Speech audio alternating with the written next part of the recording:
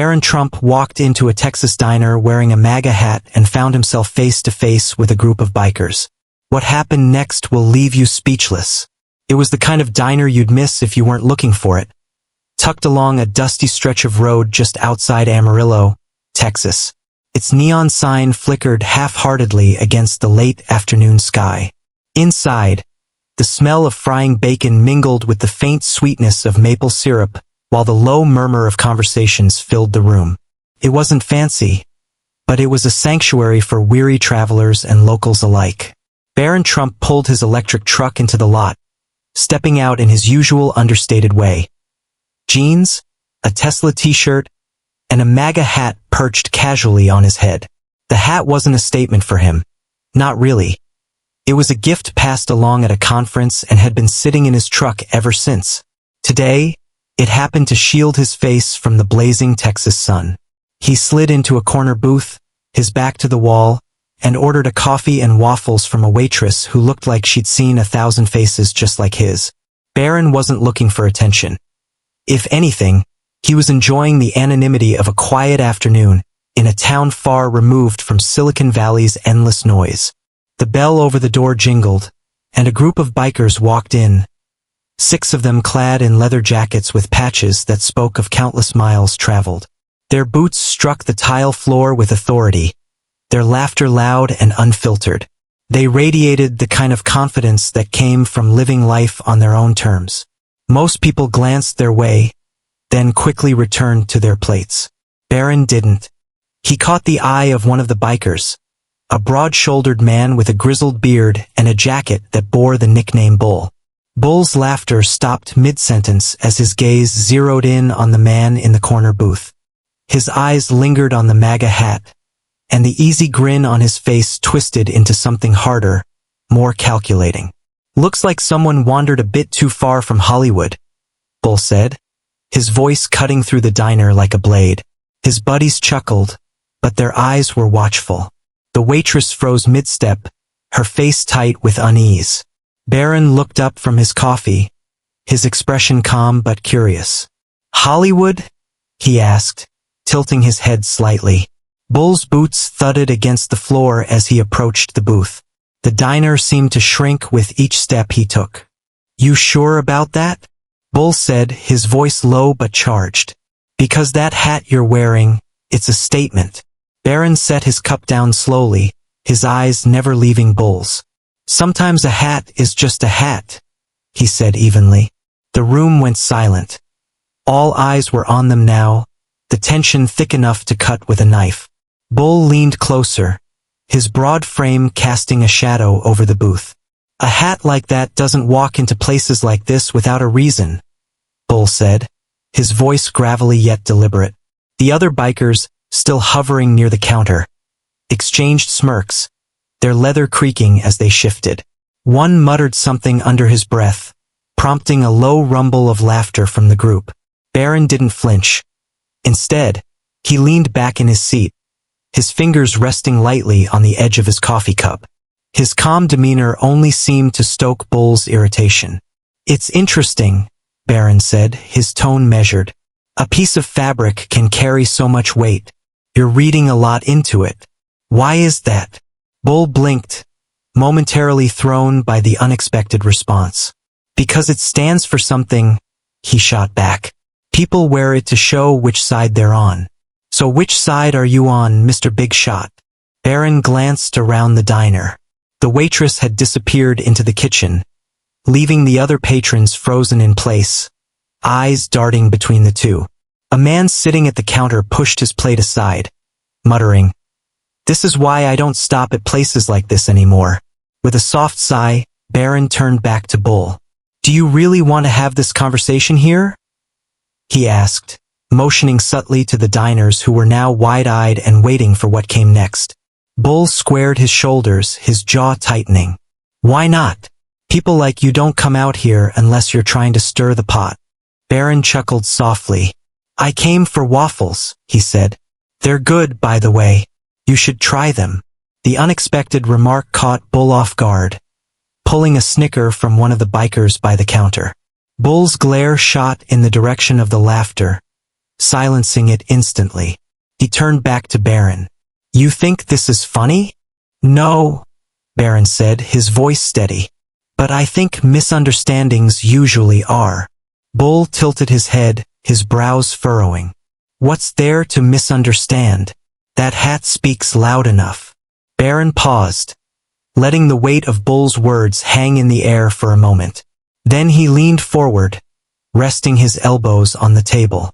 "Maybe we should talk about what it says to you," he suggested. "Because that seems to matter a lot right now." The room held its breath, waiting for Bull's response. For a brief moment, even his companions seemed curious about what he might say. The tension remained, but there was a flicker of something else. Something like intrigue. Bull's jaw twitched as he considered Barron's words. His buddies at the counter exchanged wary glances, sensing that the dynamic was shifting. The tension in the diner hadn't eased, but it had morphed into something less predictable. A quiet pull toward the conversation that was unfolding. "You want to know what it says to me?" Bull finally asked, his voice low but carrying the weight of years of hardened opinions. He leaned one hand on the table, the leather of his jacket creaking as he shifted his weight. "It says you're either clueless or you're looking for a fight out here. That hat's got a history. People wear it to make a statement, one that doesn't sit right with everyone." Barron didn't respond immediately. He took a sip of his coffee, his gaze steady on Bull.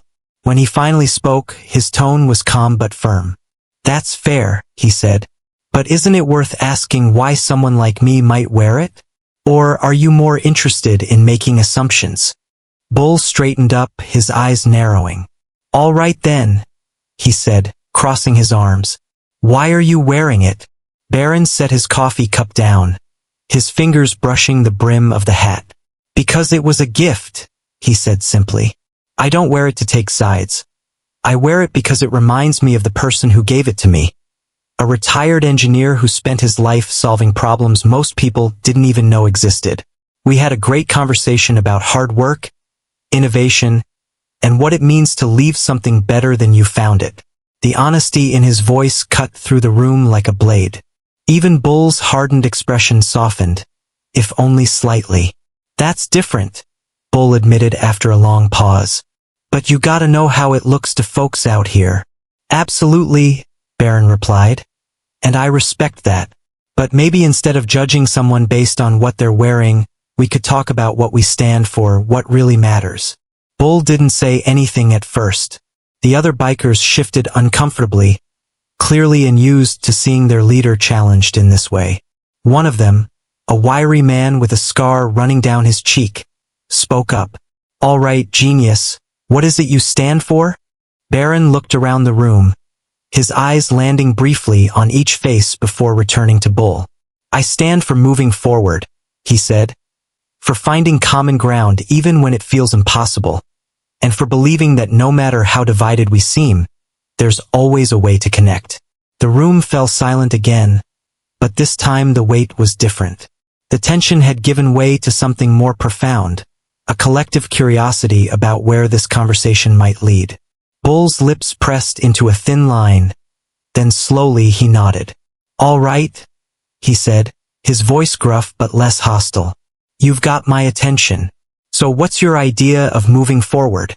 Barron leaned forward slightly, his hands clasped together on the table. The room was quiet now, the sound of clinking forks and muttered conversations replaced by an almost electric anticipation. "Moving forward," he began, "starts with conversations like this one. People don't always see eye to eye, but most of the time it's because they've never really tried to understand where the other person is coming from." Bull cocked his head, his arms still crossed. "Sounds like a fancy way of saying let's all get along." "The world doesn't work like that." Barron shook his head. "No, it doesn't. But it also doesn't work when people assume the worst about each other without asking questions. Take us, for example. You saw this hat and you made a judgment. I get it, where I'm from, people make judgments too. But imagine how different things might be if we started by asking why instead of assuming we already know." Bull's brow furrowed, and for a moment he seemed to wrestle with the idea. One of his crew, The wiry man with the scar spoke up again. "All right, Baron, since we're asking questions, why'd you really come here? A guy like you doesn't just wander into a hole-in-the-wall diner in the middle of Texas for waffles."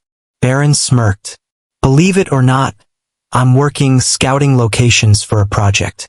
I like to see things for myself, talk to people, get a feel for the area. You'd be surprised how much you can learn just by listening." The man with the scar let out a short laugh. "Listening, huh? You're talking to the wrong crowd for that. We're more about action." "Action's good," Baron replied, his tone easy. "But it's better when it's informed. That's why I build things, to solve problems, to create something that makes life better for as many people as possible. And that includes folks like you." "Folks like us?" Bull asked, his voice sharp again. "People who know what it means to work hard, to build something with their own two hands?" Baron said, "You think Tesla or SpaceX came out of nowhere? They're built on the same principles you live by: grit, determination, and refusing to give up when things get tough."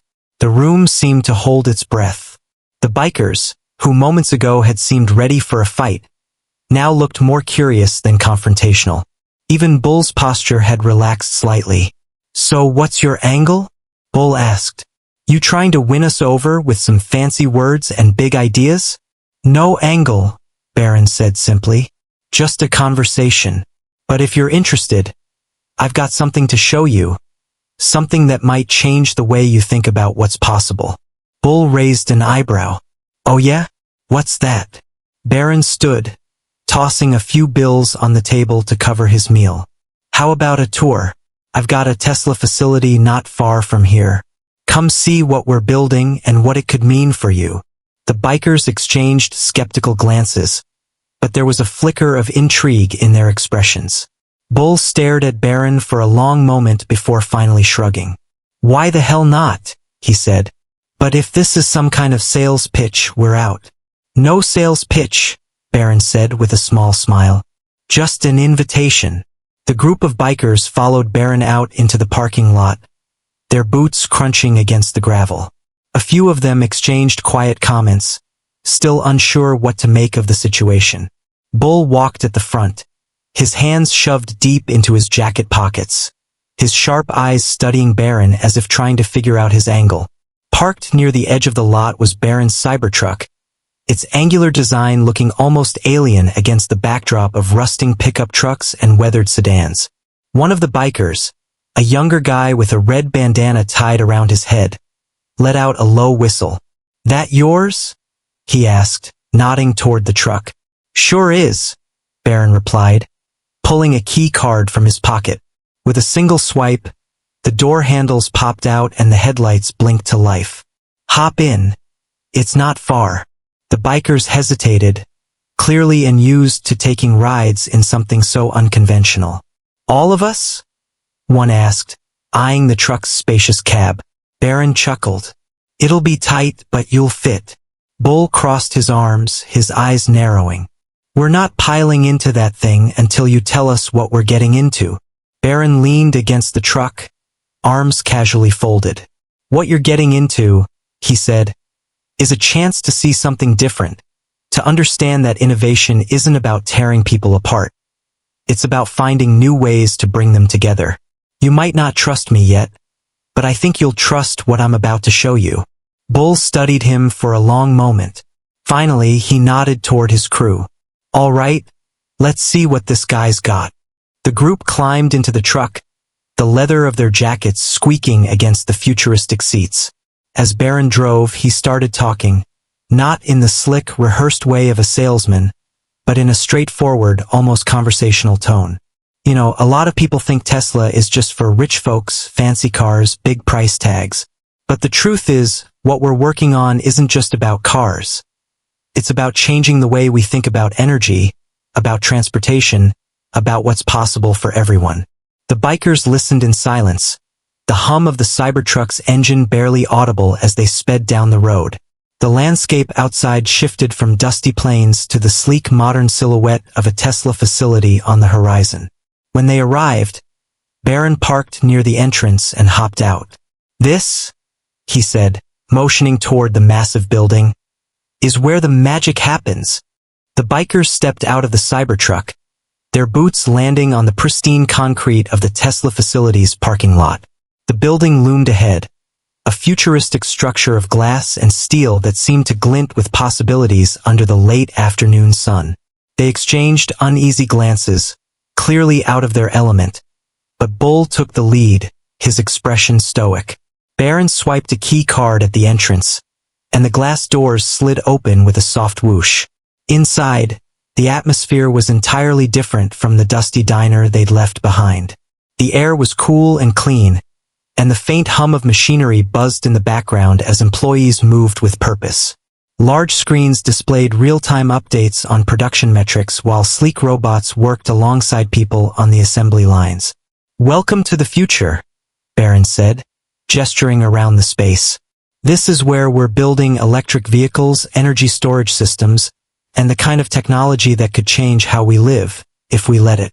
The bikers hesitated at first, hanging back near the entrance. It was the youngest of the group, the one with the red bandana, who broke the silence. "This is wild," he muttered, his eyes wide as he watched a robotic arm seamlessly piece together a car chassis. Barron smiled. "It's something, isn't it? Come on, let me show you around." As they moved through the facility, Barron explained each section with enthusiasm, his words brimming with passion for the work being done. He showed them the battery assembly line, where sleek modules were crafted with precision. He pointed out the solar panels being tested for durability, explaining how they could provide energy to off-grid communities. At one station, a team was developing a new prototype for a more affordable electric car designed to make sustainable transportation accessible to people everywhere. "This isn't about making toys for billionaires," Barron said, his voice rising slightly to carry over the sound of machinery. "It's about solving problems that affect everyone. Climate change doesn't care how much money you have, where you're from, or what you believe. We all have a stake in finding solutions." Bull, who had been silent for most of the tour, finally spoke. "You really believe all this can make a difference?" "I do," Barron replied without hesitation. "But it's not just about the technology. It's about people being willing to think differently, to imagine a better future, and to work together to make it happen." Bull nodded slowly, his gaze drifting over the assembly line. "It's impressive," he admitted. "I'll give you that. But how does any of this help someone like me? Someone who spent their life fixing old machines, not building new ones?" Barron turned to face him directly. "It helps because it shows what's possible," he said. "It's easy to get stuck in the way things have always been. But when you see something like this, when you see that change is possible, it opens your mind to what you could do too." The bikers were quiet as they continued the tour, their earlier skepticism replaced by a mix of fascination and reflection. Even Bull, the grizzled leader who had confronted Barron so fiercely at the diner, seemed softened by what he had seen.